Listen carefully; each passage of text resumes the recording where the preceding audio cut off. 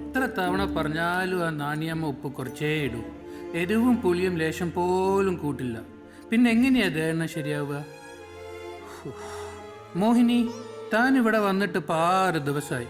ഭക്ഷണത്തിന് എന്തെങ്കിലും തൃപ്തി തോന്നിയോ? ഒന്നിനോടും തൃപ്തി തോന്നിയിട്ടില്ല. ഒന്നിനോടും. ആ, അതാ ഞാൻ പറഞ്ഞത്. തൃപ്തി തോന്നണമെങ്കിൽ മനസ്സറിഞ്ഞ കാര്യങ്ങൾ ചെയ്യണം, അല്ലേ?